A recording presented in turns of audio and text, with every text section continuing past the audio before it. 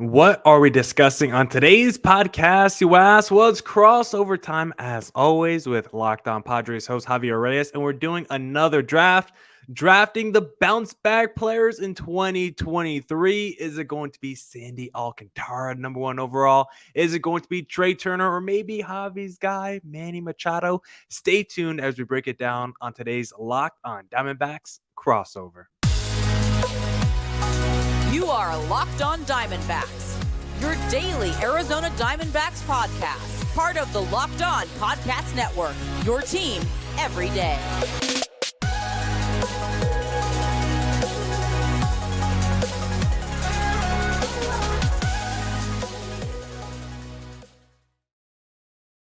Welcome into the Locked On Diamondbacks podcast, part of the Locked On Podcast Network. Your team every day listening to who? Always charismatic host of this podcast, Miller Thomas. I'm a multimedia journalist and I'm a graphic designer, so please go check out my website, MillerThomas24.myportfolio.com. On there you can see all my latest work, from my packages to my articles to my photos and my graphic design. Follow me on Twitter at CreatorThomas24 for the personal account. Look up Locked On Diamondbacks, both Twitter and Instagram for the podcast handle. And thank you for making Locked On Diamondbacks your first listen every day. Now, without further ado, as we do every week, crossover time with Javier Reyes of Locked On Padres, so we can do a little draft. Sir, how are you today? I'm doing great. We are recording this after some tragedy struck in football. And we're also recording this at the time, right before we started recording this, Yu Darvish ruled out.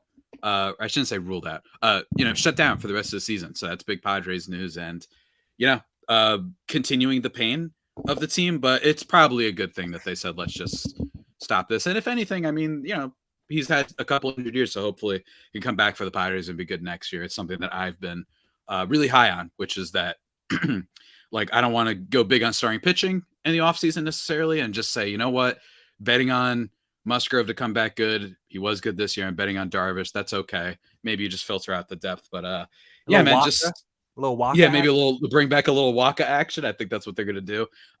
So yeah, and I imagine we're gonna be taking a lot of Padres players today. I think that there's like you could do a whole draft of just Padres players. You could probably the next draft we have to do is drafting comeback players for the Padres. Yeah, because it was literally every single one.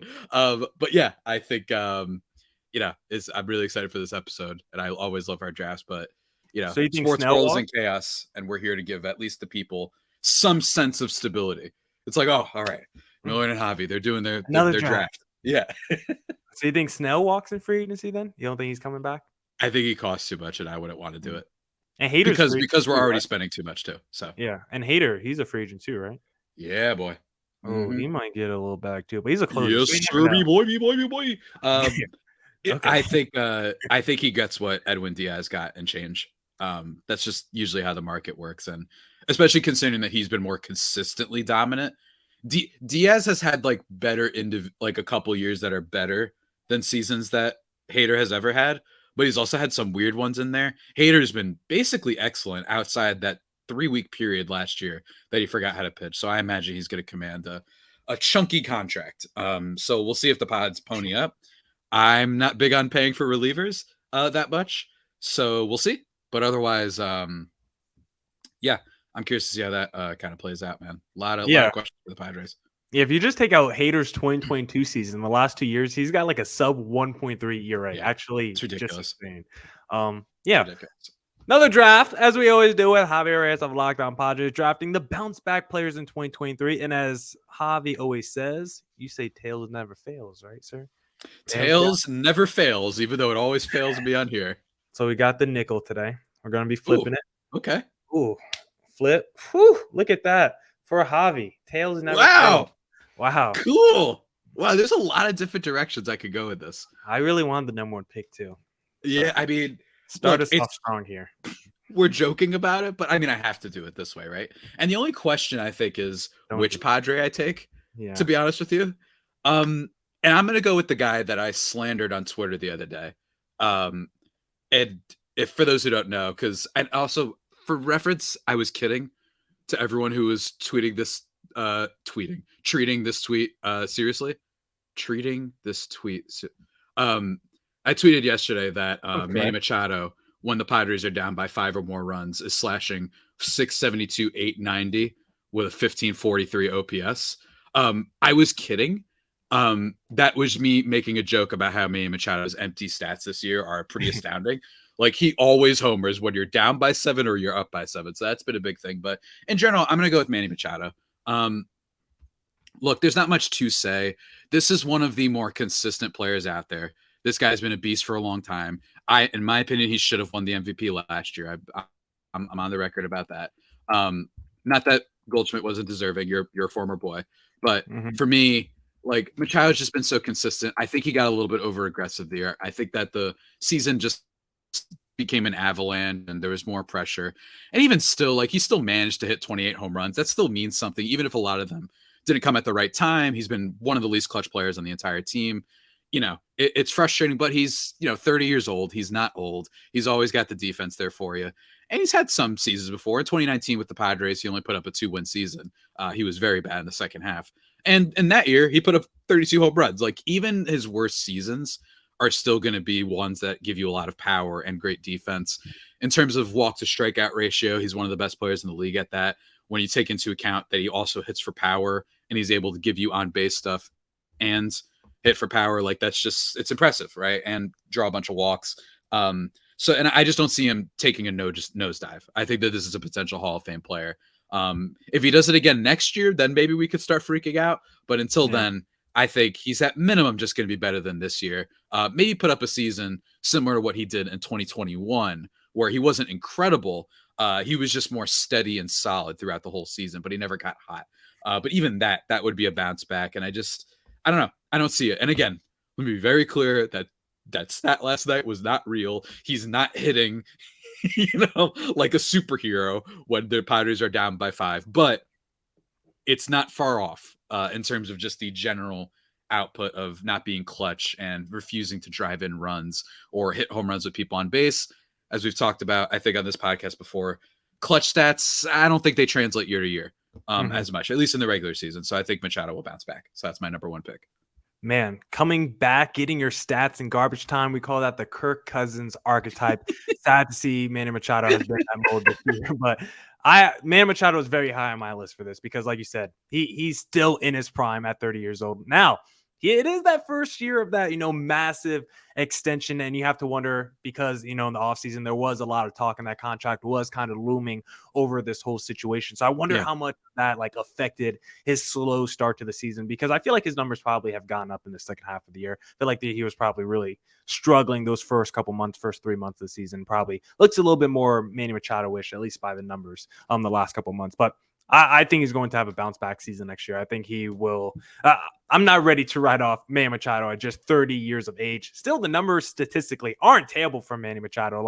He's having a down year from what, like you said, you thought he was the MVP last year. He's not as good as that, but he's still putting up borderline all-star level numbers this year. Still got some power, still got some ribbies. The OPS isn't terrible. So Manny Machado, I think, is a heavy favorite to bounce back next season. But I wouldn't have taken him number 1 overall. I'm not mad that you did. I think he's worthy at number 1 overall. For me, I would have went with the other San Diego Padre, though, in this exercise. I'm taking your guy. Yes, he was suspended a little bit to begin the season, but I think that plays into the narrative as to why he should bounce back for next season, because even though he was suspended, this is still someone that's going to play 135 games, near 140 games this year.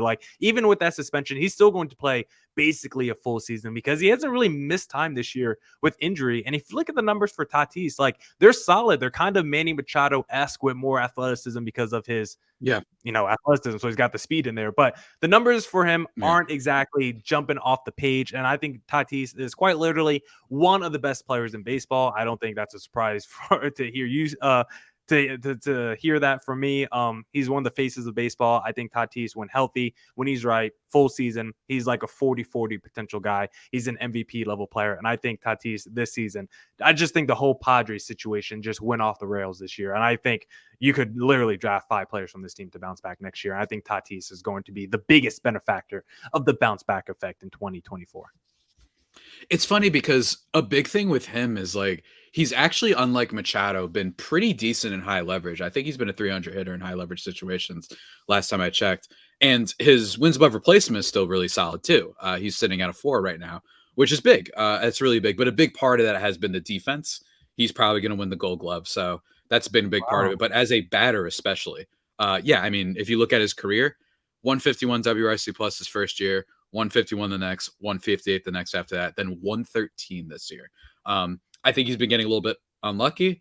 His weighted on base stats and expected stats, the difference between what it is versus what it's expected is so large that usually portends of a bounce back, especially since, he still hits the ball really hard. He's still young. He's still got the athleticism. So that one's kind of a slam dunk. I really do think, in my opinion, I almost don't view him as that way because I was already kind of expecting Tatis might struggle a little bit. He's been a year off, shoulder surgery, all those things. But yeah, I think you're right. And maybe this is an Acuna situation where Ronald Acuna Jr. was really solid last year, but he wasn't incredible. And he was not what he is this year, obviously. So maybe that's what it is. Maybe it's that first year, getting back into the swing of things. Acuna famously, I think, tore his ACL. I think it was 2 seasons ago or whatever. So, maybe that's the case for Tatis. Just a bounce back from injury and in his case suspension. Yeah, fun sleeper MVP pick if you're going that Ronald Acuna route then for next season. If you're going to say the year after the suspension, full season back for Tatis, maybe can win the MVP. And like you said, I'm just looking at the clutch stats where runners in scoring position. Tatis is like a 300 hitter, 900 OPS. Manny Machado is literally putting up the same slash line with runners in scoring position. So at least in the high leverage moments, those bigger situations, you can say Tatis has come through for you in the clutch. But how about number 3? Are we just going to continue the train of drafting San Diego Padres here? I mean, we really can. It's tempting, but no, I'm gonna go with the knockout king. I'm gonna go with Jose Ramirez of the Cleveland Guardians. Oh, I was gonna say Tommy Pham's having a good season. I don't know what you're talking No. about. But again, this is a guy past few years, WRC plus over 140, 167 in, I believe it was 2019. And then 2021, he had a 6 wins above replacement. This year, is this a little bit of a cheat? Yeah, because he's still been good. Yeah. He's going to get you. He's got 22 home runs on the year. He's got 24 stolen bases. A little bit of that Tatis thing going where he's got the counting stats, but he hasn't been hitting for the same amount of power. He hasn't been as excellent, but he's only age 30. So I do think he's going to be bounce back. And because Cleveland doesn't really have too many other players that are superstar caliber, it's just hard for me to believe that they're going to miss this bad on extending this guy. So I'm going to go with Ramirez there, whose highlight of his season, unfortunately, has literally been the fight with Tim Anderson. So that'll be my second pick.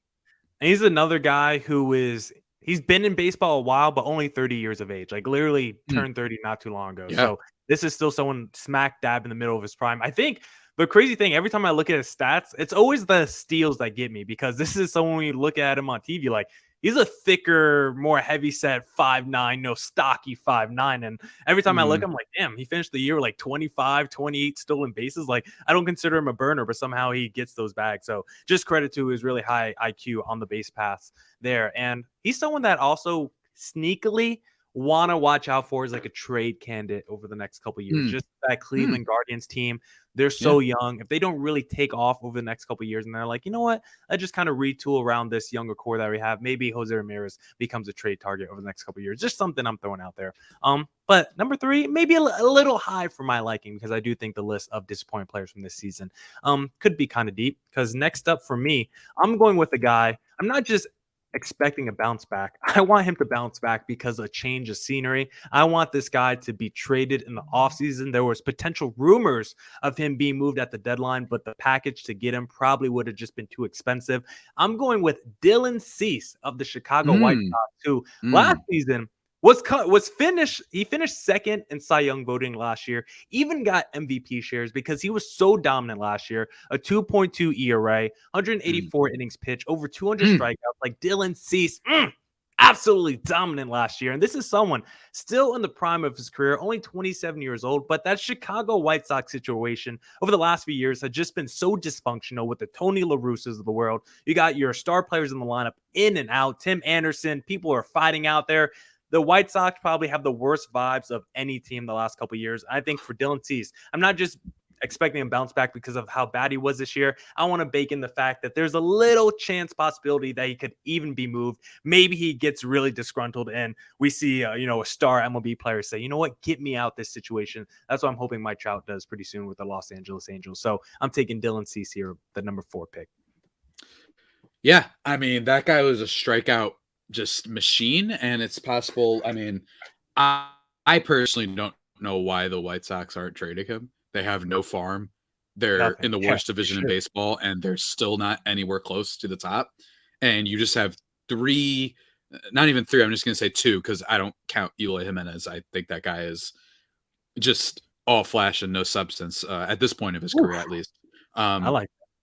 That's a Sure, take. he's either getting hurt or there's something weird with locker room, and someone's saying reports that he's lazy, and then he comes up, gets hurt. Miller, this guy managed to get hurt in the fight between Tim Anderson and Jose Ramirez. Did you see that with him like running off? Like I remember that. It was like his leg or something, right? Didn't like hurt his it's like leg. he was like hopping off. I'm like, this guy, man, how? I You know what I remember mean? that. Like that's just incredible stuff I for my guy Eloy. I don't know how they don't trade. At least trade Dylan Cease. That part. All right, you want to keep Robert around. He's young, and position players is different. I don't know how they didn't trade Dylan Cease, but that would be the only thing that makes me wonder whether or not he's going to bounce back. Is it just so cursed in the White Sox world that like he will only be free and return to Dylan Cease moment? Is he going to pull a James Harden and like stink until you're forced to trade him elsewhere? Maybe, I don't know, but it's still a good pick because he was second in Cy Young last year, so it makes sense. Yeah. Yeah, please hashtag free Dylan Cease from the Chicago White Sox. Javier and I will continue our draft of drafting the bounce back players for the 2024 season. I just realized I have 2023 written on the little graphic that we got there. Yeah. That's a mistake by me. But real quick, before we continue the draft, I just need to tell our listeners about this little thing called, oh my God, I didn't even download the overlay, but don't worry because Apple, my Wi-Fi is so quick. I'm going to get the overlay up for the audience. Boom, there it is. Let's talk a little bit about Jace Medical because everyone should be empowered to care for themselves and their loved ones during the unexpected. That's why Jace Medical offers the Jace case. The Jace case provides 5 life-saving antibiotics for emergency use and gives you a peace of mind so that you're not just hoping that you have access to medication in an emergency. Jace Medical makes sure you have medication in hand. Jace Medical is simple. They handle everything from the online evaluation to licensed pharmacy medication delivery and ongoing consultation and care. Don't get caught unprepared. Save more than $360 by these life-saving antibiotics with Jace Medical, plus an additional $20 off by using code LOCKEDON at checkout. JaceMedical.com. That's JASE medical.com. Promo code locked on. And don't forget to catch every D-backs and Padres pitch on their hometown broadcast when you download the Sirius XM app and either search up Diamondbacks or Padres. Now let's get back into the crossover with Locked On Padres here, and we're continuing our draft. Drafting the bounce back players for not 2023, but 2024. Manny Machado was the number 1 pick by Javi, then Tatis, Jose Ramirez, Dylan Cease. Now Javi's back up with the number 5 pick. Oh man, do I throw a meme one out there yet? What do you think? I mean, you usually like to Not say yet? for the last round, but if you want to get a little spicy early, why not? Yeah, you're right. Yeah, let's do it for the content. I'm right? gonna do one more that I'll do a meme after this. Okay. Yeah, right. Do it for the content. All right, fine. I'll do my first meme. And that will be none other than the one we drafted first overall a few weeks ago in the worst contracts. I'm going to the Motor City. That's right. The Detroit Tigers. Javier Baez, ladies and gentlemen. And here is my reasoning. Unhinged.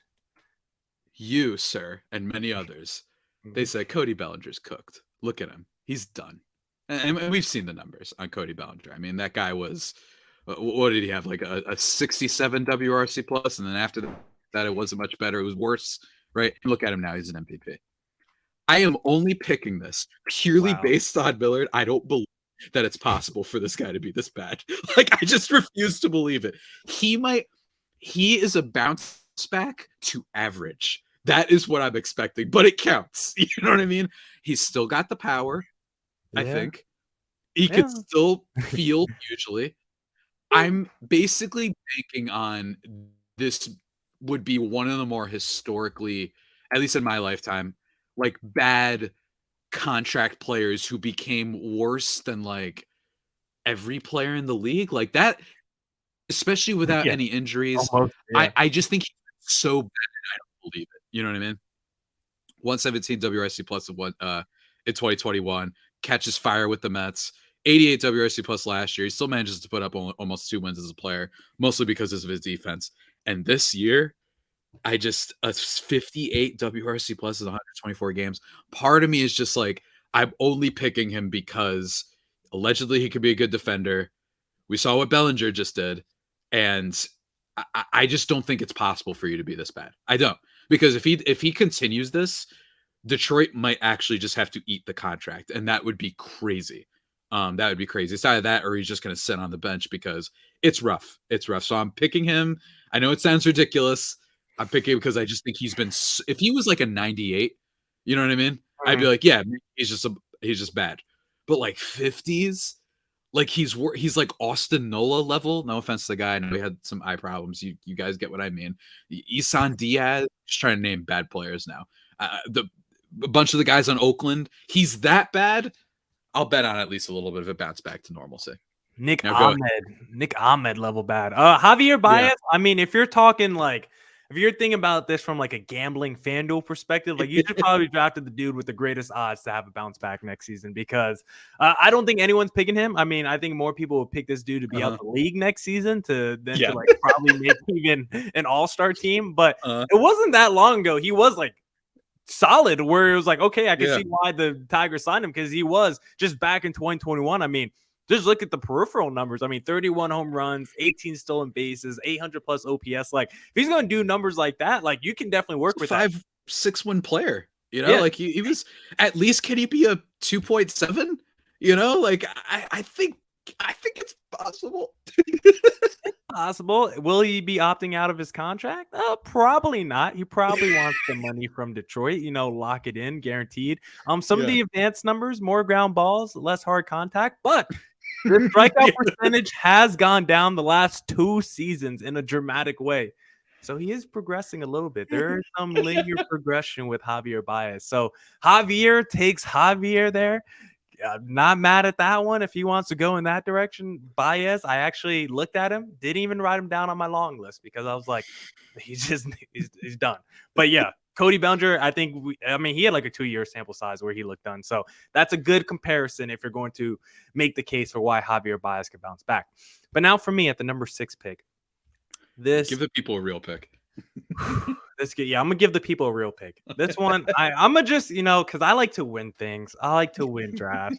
I'm just gonna keep it serious and just play to, my personality here. I'm going to pick a guy who we've discussed it as, is he potentially the most overrated player in Major League Baseball? Because he had that one season where he did keep up and go back and forth with Shohei Ohtani in the home run race. When you get to the home run derby, this is one of the best players to pick. But has he actually put together a season outside of 2021 where from start to finish, you're like, this is undeniably one of the greatest players of baseball? Not really. We all know his father, Vlad Guerrero Jr., or senior, I should say. But I'm drafting junior here because 2021 all-time season, second MVP voting. 2022 was also pretty good, but nowhere near the level we saw in 2021. And they saw this season just has regressed. That's the word I want to use. The past 3 years from that MVP level season. And now this year, he may not even crack 25 home runs with the body size and body profile he has. He should be clearing 40 home runs. He should be in that Albert Pujols mode, one of those big, stocky power first baseman, Prince Fielder types every single season. Vlad Guerrero, he's in the smack middle of his prime. He is only 24, 25 years old, literally 24 years old, 24 and a half years old. But 1.3 WAR player, just not good enough for Vlad Guerrero Jr. When we've seen him quite literally be as good as an MVP level player, and the fact that he's just like a borderline all-star, I'm expecting big bounce back. Hopefully next season he puts it all together. It's funny because some friends of mine called me crazy for thinking that we overrate Vladdy just a little bit. A little bit. They've called me crazy for that at Byron Buxton as well, who may or may not be getting drafted soon. Buxton, Eloy Jimenez, if you want to make that comparison. That's another Eloy. This was going to be my next pick. There is a great piece I recommend everyone checking out by Mike Petriello of MLB.com. 11 theories explaining Vlad's confusing 2023 season. It's very numbery, but it's really interesting numbers because no one really knows. He even includes one of the reasons being he misses the home run jacket that the Blue Jays used to have. Bring Like, it it's a back. really fun article. I recommend everyone check it out because and this is why we're not like in front offices and whatnot, but all of the numbers you usually look to, hard hit rate, is his BABIP really low? Is he getting unlucky in that regard? Is he pulling the ball, or is he not pulling? Is what's the word? Are most of his pulled balls not going in the air and they're just going on the ground? Not really. All in this article really breaks down that it's not very clear. In fact, this probably should have been the bounce back quote unquote season because he was, MVP candidate outside Ohtani in 2021. And last year still almost puts up a 3-win season and hits 30 bombs. Well, this year he has not done that. Right. So it's so fun. I really recommend everyone go check it out on MLB.com. 11 theories explaining Vlad's confusing 2023 season. So I recommend that. But yeah, none of the immediate things seem to justify it. So maybe it's just one of those weird lost seasons. Maybe, Bryce Harper was a little bit weird after winning his MVP, or at least he won the MVP. His follow-up season was a little bit weird. Then everyone was like, oh no, did they find him out? We'll see. He's still hitting the ball hard. He's still way too talented.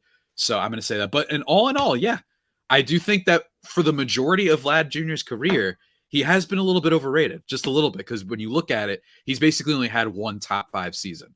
And like everyone who plays fantasy baseball, he's been in the top 10 for drafting, or at least, or top 30 if you count his rookie year, like ever since then. And he keeps getting picked that high without the results. So I think it's a great pick, but I will say he's weird. It's not as obvious. And I would have thought that with how hard he hits the ball, that it would have been obvious that he was bouncing back next year, but we'll see, because it really hurt the Blue Jays this year too, for him to be struggling as much as he did. But great pick, sir. Love it. Thank you. Yeah, I was looking at the advanced stats as you said that. And it's like exit velocity over 90, hard hit percentage above 50, the ground ball rates back to that MVP level. He strikes out at a career low rate this year. So it's like, what's going on? Why is this guy not producing at an MVP level once again? But that's why I drafted him here. Great pick by me. Javi, how are you going to respond though? Yeah, another reason they brought up was like that weird stadium that the Blue Jays had to hit in during COVID. Like, was that part of it? So again, highly recommend everyone goes read that article if you're a baseball super nerd and just want to know why the heck is this guy doing well. Javi, actually, I almost forgot Javi. Before you draft, actually, if you want to bet on Vlad Guerrero Jr. to potentially win the MVP next season, there's no better place to do that than FanDuel.com, because get ready for the NFL season with incredible offers from FanDuel, America's #1 sportsbook. Right now, new customers can bet $5 and get $200 back in bonus bets guaranteed. Plus, all customers who bet $5 will get $100 off NFL Sunday ticket from YouTube and YouTube TV.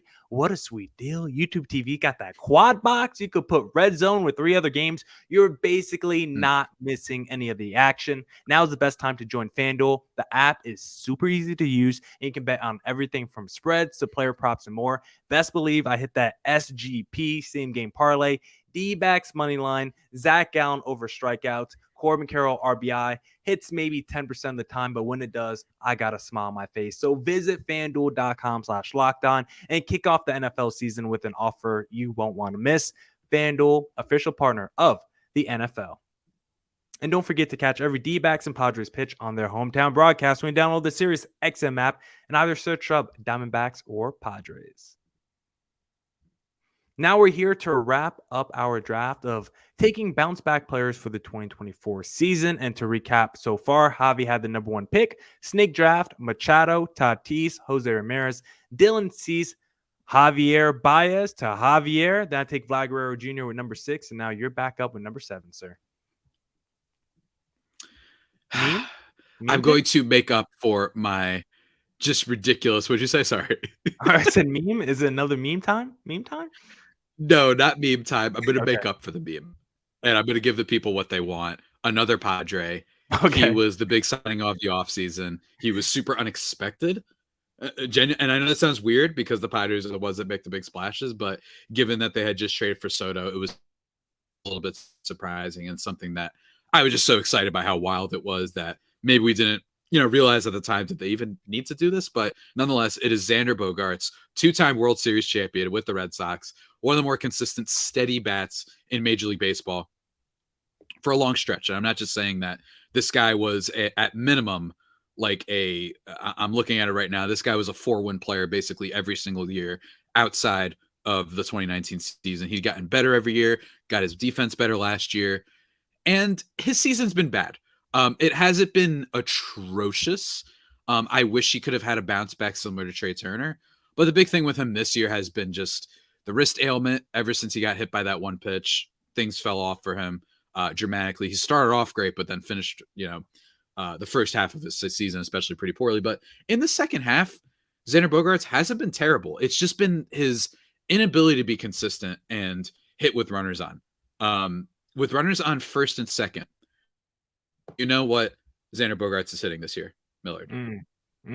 What is it? What is it? He's hitting 98. What do you mean, as in under 100? Oh, under 100. That's not good, huh? That's slugging 171. Oh, 171? With runners on first and third, do you know what he's hitting this season? I mean, if that was first and second, I'm going to go with like 75. 75? 167 with first and third. And for the record, in the 15 or 13 play periods is when the bases are loaded, he's hitting under 100. So, I noted this before, there was a period in which Gary Sanchez in 50 less games had more RBIs than Xander Bogaerts.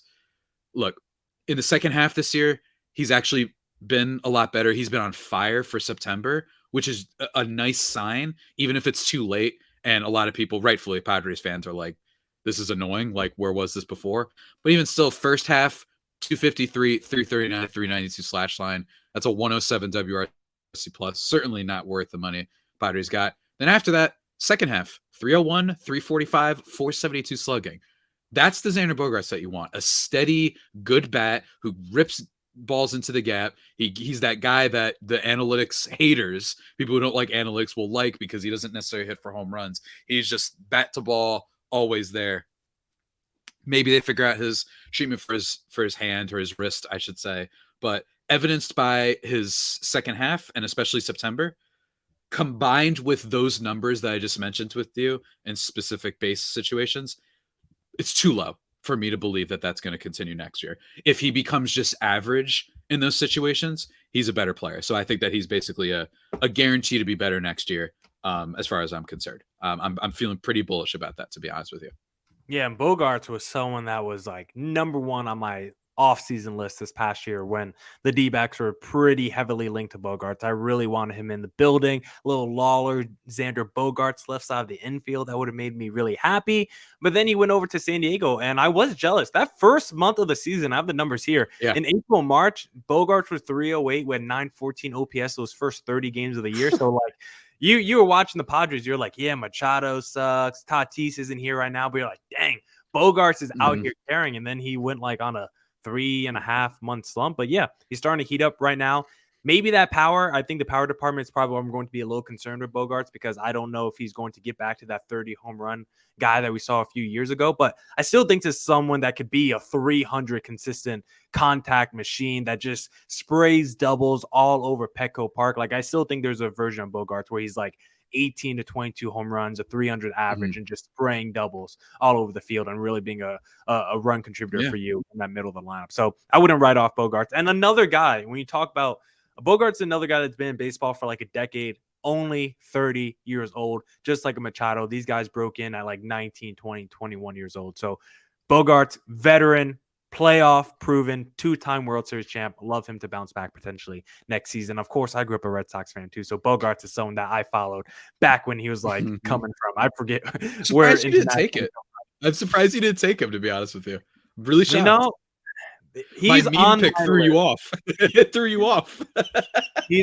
He's on the list. I I think it's because when I think bounce back, I think there's guys that could bounce back and have bigger statistical seasons maybe than a Xander Bogaerts, because I do think Bogaerts is a good candidate. I just think the bounce back, like when I think of the rubber band effect, like if Vlad Guerrero bounced back, like that's an MVP level player. I don't know. Bogaerts still all-star level, but I don't know if he's winning the MVP, which is the perfect segue for my next pick at number 8 overall. Why not just take the reigning NL MVP and former face of the Arizona Diamondbacks? Look at how this draft is just falling to me. Tatis, Dylan Cease, Vlad Guerrero Jr., and now Paul Goldschmidt. If this was a real fantasy team or roster like this season, your team might just be average, but I would take this core as a roster and as a major league team, starting off as my foundation, because Paul Goldschmidt, not even having like a terrible season, 270 average, 800 OPS, but the power from the last couple of years hasn't been there. The hitting just hasn't been as good this season. That whole Cardinals organization had just been dysfunctional this year. I think Paul Goldschmidt has still been good this year. But he's coming off an MVP season where he had it wrapped up near the All-Star break. Like, this guy was pacing for the Triple Crown the entire season, and then he kind of came back to earth a little bit this year. I still think he's been an All-Star level player this year, but considering where he was last year and even the last couple of years, like he was MVP 6 in 2021. I don't even think he's going to finish. I mean, obviously the Cardinals suck, but even if he was better, I still don't think, or even if the Cardinals are better, I still don't think he would get like top 10 MVP consideration this season with how he's played. So Paul Goldschmidt, even though he's not struggling as much as some of these other players I have on my list, considering he was an MVP last year, I'm taking him this year. Just electric stuff. Thank you. Electric stuff, sir. I come to win. I come to win. The one thing about him, he's obviously got to consider someone like Goldschmidt, and it could be just one of those like, and I really do wonder sometimes if this is something we underrate, like where like Jeff McNeil of the Mets is a good example, where it's like everyone stinks, so everyone kind of it filters throughout and throws people off as possible. I believe that for sure. Yeah. Paul Goldschmidt's a great example. My only reason I didn't pick him is just because 35. He's getting up there in age, so it wouldn't shock me. It wouldn't shock me if it's like that was the last elite, amazing season. He wins an MVP that should have gone to Machado, then after that, he just becomes solid, really good player that you definitely want on your team, but not quite the same level. Still, though, it would also wouldn't shock me if he comes back and is awesome next year. One of the most underrated stars in the sport since he came up, to be honest with you. Say that, yeah. Like basically since he came up, and especially since, in my opinion, 2014. Like the year after he put up his first like elite season, when he put up a 6-win season. And then after that, he still wasn't being talked about. So in my opinion, that's the guy. And I like the pick, man. It's great, but it's not as good as my pick. Oh yeah. We'll see in a second. But when Goldschmidt does retire, we're going to have a conversation about the Hall of Fame, because top three MVP finishes plus an actual MVP award, plus a couple more like top 6 finishes. Like he's got a lot of MVP shares. He's gonna have big numbers when he retires. So he's going to be a guy who's very curious when his name gets called on the ballot, and quietly too, he's gonna have like 225 stolen bases from like the first. I was just about to bring that up. Yeah. Like, also a unique player, like freakishly athletic. I mean, you mentioned the stolen base. This is a guy who stole 32 stolen bases one year. Yeah, like that's nuts. And just in general, the base running with him has always been very good. You don't get that. First basemen are like huge lumbering guys who hit you a bunch of home runs, and you don't really have to worry about if they could play defense because first isn't as valuable. So I think from the unique factor of him, that might also push him over the edge too. So that's definitely a Hall of Fame race that I'm going to be watching very intently as well. I agree.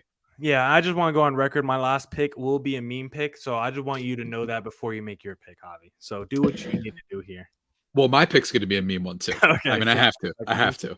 Okay. We'll include another guy that I'm good. I'll probably pick another Padre, but for now, Millard, I'm going to list for you by year since 2015 this pitcher's ERA.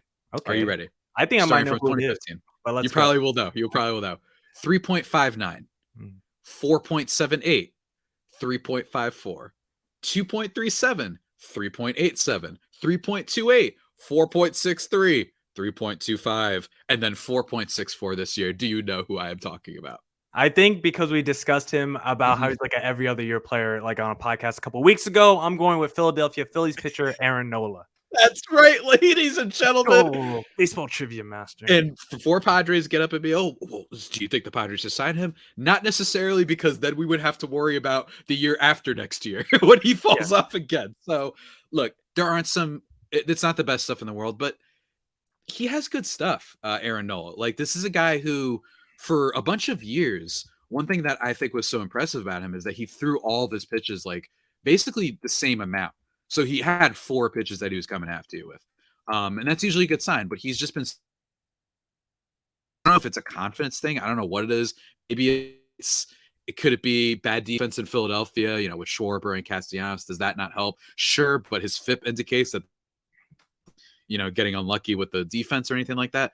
This is a guy who every year, like, he has the stuff. His strikeout rate has gone down this year from 29 to 25. That's the lowest it's been in a while. But nonetheless, I'm just going for the every other year theory. I'm not saying I want him going forward, but I just like that he's a guy who has 4 pitches and even a 5th at times. Just so unique as a pitcher. Maybe if he goes to a different team, they're going to say, you know what, man? Forget the rest of these pitches. How about you just focus on 3? Maybe that's what happens, and maybe they figure him out. So I'm going with the every other year theory. I'm going to say Aaron Nola of the Philadelphia Phillies, who at one point preseason was probably projected to be the number 1 starting pitcher in the market. Now it's going to be Blake Snell. I'm going to say Aaron Nola goes with the every other year theory. That's a good one. I mean, Nola has struggled this year. And just so weird when you see those kind of pitchers. I think Josh Beckett was also kind of like that, where it's like every other year. Yeah, it was like Red Sox. Yeah. Yeah, that's a great Red Sox pull by me. But these players are always so weird, where it's like, why can't you just be consistent year after year? Because, like, even if you look at just like the awards, it's like, yeah, it's either a Cy Young, like, top 5 finisher, or he's like not even an all-star that year, which is kind of crazy. So I do like that pick for you at your number 9 pick. I think that's your last pick there, Javi. Aaron Nola to round it out for you. So real quick, Javier's draft: Manny Machado, Jose Ramirez, Javier Baez, Xander Bogaerts, and then Aaron Nola to round it out. Baez thing is so funny. Baez pick is phenomenal. That's where I lose. Yeah, I mean, in terms of the odds, though, I mean, if that one hits, you're coming home with a jackpot. If all of a sudden, I know, right? That Cody Bellinger season, that's the best value on the board right there. So that's a fun one. I might take the second best value on the board right here, because, I mean, when you're talking about the bounce back factor, that ceiling might not be as high as some of the guys like a Paul Goldschmidt or Vlad Guerrero Jr., but this is the one that means a lot to my heart, because he was traded away from my team. I thought he was going to do a lot for the Toronto Blue Jays this season, and instead, offensively, he has not been that guy. He has not taken the step forward like I thought he was going to have this season. I thought he was going to be one of the breakout players this season, because he's a guy with 30-30 potential. He's one of the best defensive outfielders in all of baseball, can even catch a little bit. One of the most rare hybrid position players we've ever seen in the sport. Last season with the D-backs, 27 home runs, 16 stolen bases, but this year, only 16 home runs and 15 stolen bases in about the same amount of games. I'm taking Dalton Varsho right here. I thought he was going to be my boy. I thought he was going to be one of those missing pieces for the Blue Jays, both defensively and also offensively, with how dynamic of a player he is, from the chaos he can create on the bases to the power he has at the plate. Dalton Varsho can do a lot, and unfortunately, we have not seen that versatility outside of his defensive ability this year. Offensively, we have not seen a ton of it. Really disappointing season from Dalton Varsho. Is he the best player I have written down on this list? No, but he's the one that means the most to me personally, so that's why I have to take him with the final pick of this draft.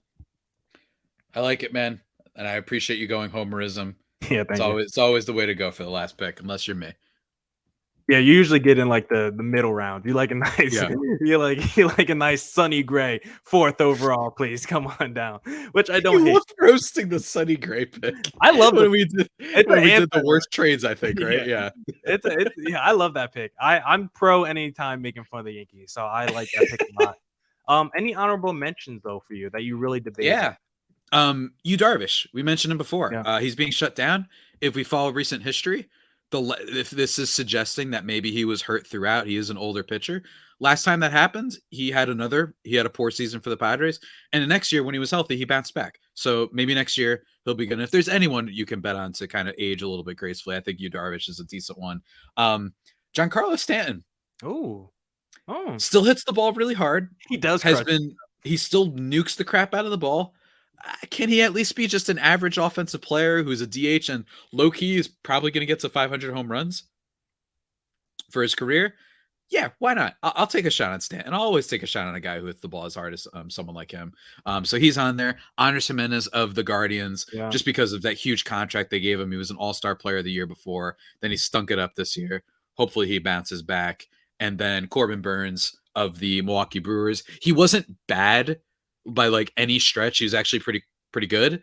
It's just that he wasn't in his Cy Young form. And it's unfortunate, especially given how much they cheated him out of just $250K. And you know what I mean? Like, it was really unfortunate that the Brewers, not that they were right, they were clearly not right, but just, I expect a potential trade this offseason with Corbin Burns, because he's probably not re-signing there. I think he made that abundantly clear. So that's a little bit of one. Jeff McNeil won the batting title last year, apparently forgot that he won the batting title this year. I expect him back. And I wanted to say Teoscar Hernandez. This is a guy that I've been key on a lot, especially if you look at data, not swinging at the same bad balls as usual, but he has been turning it up lately, as well as just the entire rest of the Mariners. Like, if we did this draft like a month ago, Julio Rodriguez would have been on here, and one of us would have been celebrating already. Like that's pretty nuts. So, he leads the AL in hits. I was shocked when I saw that. Amazing, right? Yeah. I can't remember. He's on an absolute, like, one of the better, like, second halves I can remember. And maybe I'm just forgetting someone. I mean, recency bias, but my God, Julio, my God, he's killing it out here. Yeah, fun draft idea too to maybe write down. Let's do the opposite. Regression candidates for 2024. Oh yeah, there we go. Who are just I'm writing it down. Yeah, write it down. The guys who are playing above their skis. Just a few more honorable mentions that I've written down. How about the NL Cy Young? The reigning NL Cy Young Award winner with Sandy Alcantara. I don't know what's happened to him in Miami this year. ERA above 4 just does not look like the same guy, and I don't really know the reason why. Almost drafted Paul Goldschmidt's teammate, Nolan Arenado, 32 years old, but I still think is in the prime of his career, and I don't know why he's taking a step back offensively this year. Like you said, I think it's just one of those things. I do think you can have a bad vibe where it just like trickles down through every player, where it just the whole organization just has caught this vibe where no one can play well. So I think that's kind of happened to the Cardinals this year. Teoscar Hernandez, maybe. I mean, he's going to be a free agent this year. He's not like the best player I've written down on this list, but I was like, I'll throw him down. And how about like a Bryce Harper, maybe? I mean, obviously because of Tommy John surgery, but he hasn't been bad this year. The numbers that's a cheat. That's a cheat, and you know it. That's a cheat. That's why I didn't take him. Nestor Cortez. I got you.